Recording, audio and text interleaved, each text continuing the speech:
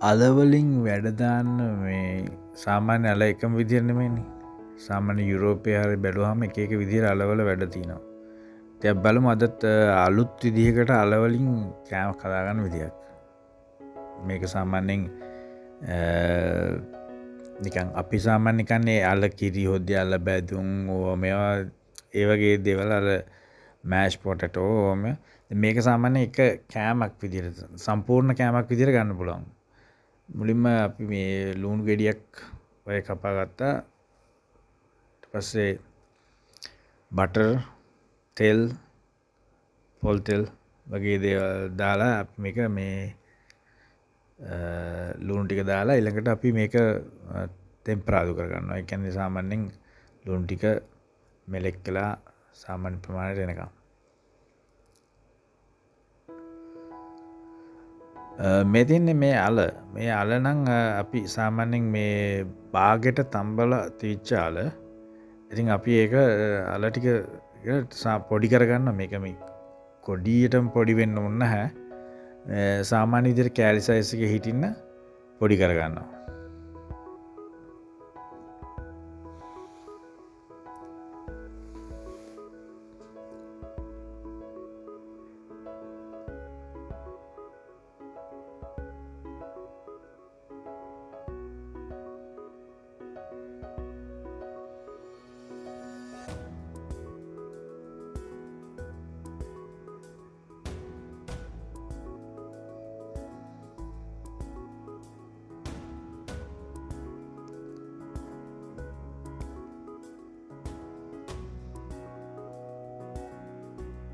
බලන්නකො මේක ගානට ඇවිල්ලා තියෙන සාමාන්‍ය මේක ලොකුවටම බලන්න දැන් අපි වැඩිම ලුණු ටිකක් දාගන්න. සාමාන්‍ය ලුණු ගන්න එක පොඩ්ඩක් මික්ස් කරලා බලන්න. ඊළඟට ප්‍රමාණය මම ඊළඟ මේ ගම්බිරිස් කුඩු ටිකක් කඩපු ටිකක් දාගත්තා.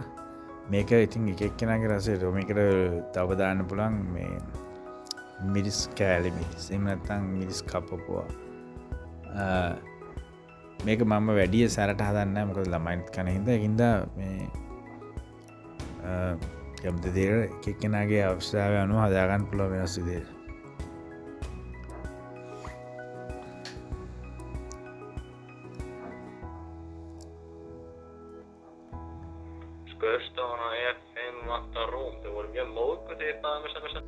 බලන්න ගානට ලොකුවට පොඩි කරන්නේ මං කිව්වා වගේ ඉස්සෙල්ලා සාමාන්‍ය ගානට පොඩි කරලා එක අපි මේක මේ oven එකේ දාලා ගන්න විදිහට තමයි හදන්නේ. ඉතින් අපි එක කොටසක් දාගන්නවා යට ලේයර් එක වගේ.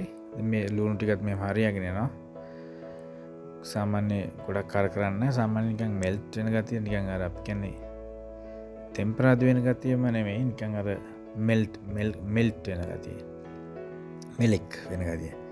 ඉතින් කිව්වා වගේ අමතක කරන්න එපා. අපි subscribe කරලා දිගටම අපිත් එක්ක ඉන්න. අපි තවත් ලස්සන එක වීඩියෝ කෑම් පිළිබඳව එක වීඩියෝ ගේනවා. ඉඳ දිගටම ඉන්න කියලා ඉල්ලනවා. අනිත් එක අපි මේ වැඩිපුරම අපි මේ කෑම හදන ඒවා කරන්නේ පිටරට ඉන්න අපේ යාළුවෝ වෙනුවෙන්. අපි මේකට මේ ලුණු ටික උද්දාගත්තා. මේක මේ මම මේ හදාගත්ත පැණි එකක් සීනි උණු කරලා හදාගත්ත පැණි එකක් මේක තියා ඉන්නවා. මොකද අපි කඩෙන් සමහර දේවල් මේ කඩෙන් ගෙනල්ලාම අපි කන්න පුරුදු වෙලා තියෙන කාලේ ඉතින් මේ සීනි ටිකක් උණු කරලා පැණි එකක් හදාගන්න එක එච්චර අමාරු දෙයක් නෙමෙයි. ඉතින් අපි හදාගෙන තියා ඉන්නවා.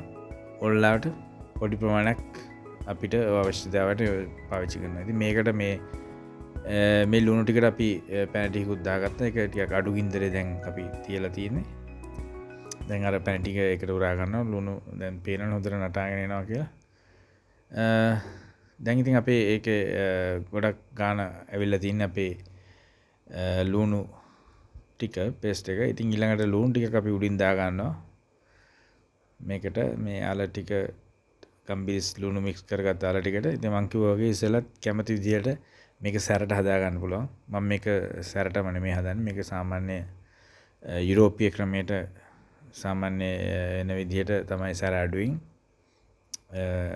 පැන්ඩසත් එක්ක එන විදිහට. මේකේ මම තව එකක් දෙයක් කරනවා. මේක මැද ඊළඟ ලේයකට මේ අපි දාගන්නවා සැමන්. මේකට සැමන් දානවා. එක මෙම උයපු කියන්නේ අර ටින් එකක් වගේ එකක්. තව එකට සාඩින් දානවා. මේක මේ හරි සාමාන්‍ය මේක යුරෝපීය රටවල තියෙන රෙසිපි එකක්. ඉතින් මේකට සෑඩින් කියන එක තමයි වගේ එක තමයි දාන්නේ. කෑලි වගේ.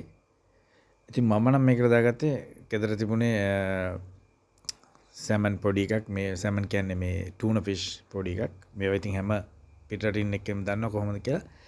ඉතින් ඊළඟට මම ඒ ටික දාලා උඩින් ඊට පස්සේ ආයෙ අර තව ලේයර් එකක් දාගත්තා. ඊට පස්සේ ඊට උඩින් මම සාමාන්‍ය ප්‍රමාණයට මේක ලුණු ගොඩාක් අපි දාන්න නැහැ. සාමාන්‍ය මේකේ ස්වීට් ගතියත් වැඩි තියෙන හින්දා. ඉතින් ආයෙ තව ප්‍රමාණයක් දාගන්නවා. ඉතුරු තියෙන ටික මම මේක ලුණු ගෙඩි එක ප්‍රමාණයක් අල ග්‍රෑම් 300ක් වගේ තමයි ගත්තේ. සැමන් නම් එක ටින් එකයි ගත්තේ. මේ සැමන් කියන්නේ ටූනා ෆිෂ් එක සැමන් වෙන්න පුළුවන්. ඉතින් තමන්ගේ රුචිය අනුව එක එක්කෙනා මේව කරන විදිය වෙන්න පුළුවන්. ඉතින් ඒකින්ද මම මේ සැමන් එක ටිකක් සාමාන්‍ය විදියට වැඩි මේක චිලි මිරිස් දාලා හදපු එකක්. ඉතින් කැමති විදියට මං කිව්වා වගේ සැමන් නැති වෙන්න පුළුවන්. සැමන් කැමති නැති අයට සැමන් දාන්න ඕනේ නැහැ. මේක සාමාන්‍ය මේකේ හරි රෙසිපි එකට නම් අපි දාන්නේ සාඩින් කියන එක ටින් එකක් වගේ එකතු කරන මේකක් තමයි මේකේ හරි රෙසිපි එක. ඩෙන්මාර්ක් වගේ රෙසිපි එකක් මේක. ඉතින් ආයෙ ඉතුරු අල ටිකත් මම දාලා දානවා උඩින්.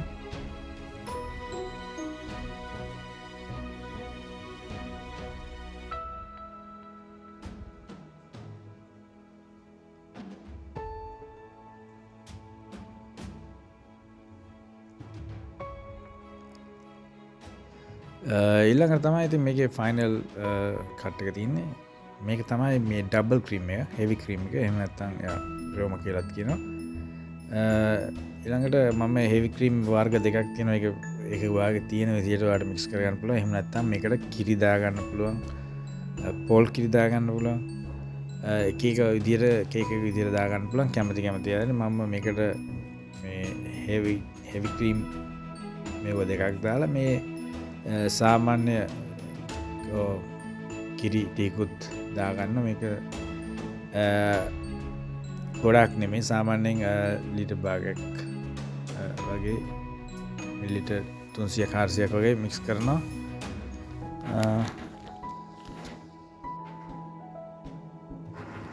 දැන් අපි දාගන්න මේ කොටේජ් චීස්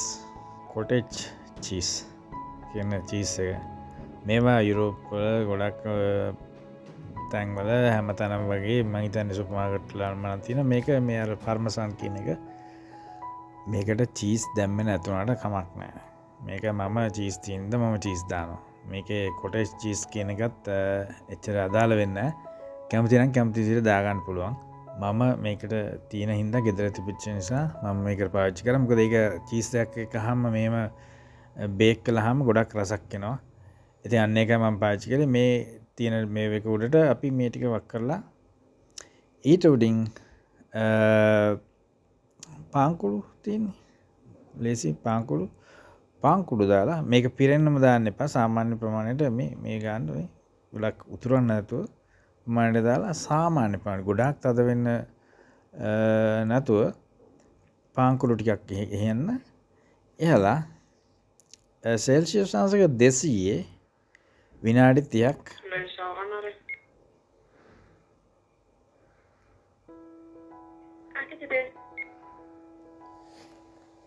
විනාඩි 30ක් හොඳට බේක් කරගන්න. එච්චර. මම මේක බේක් කරන ටික ගත්තේ නෑ වීඩියෝ එක. මේක මම මේක හදලා තියලා කලින් පස්සේ බේක් කරේ. ඉතින් ඒකින්ද ඒකන එච්චර හිතන්න එපා. කොහොමරි හදලා බලන්න රසගුණ මේව කියන්න. මේක මං කිව්වේ තනියෙන් කන්න පුළුවන්, පාන් කෑල්ලක් එක්ක කන්න පුළුවන්. රසයි, අනිවාර්යෙන් රසයි. ඒකින්ද හදලා බලලා අපිට කියන්න. ටිකටම අපිත් එක්ක ඉන්න සබ්ස්ක්‍රයිබ් කරලා. එහෙනම් හැමෝටම සුබ දවසක්. ජය වේවා.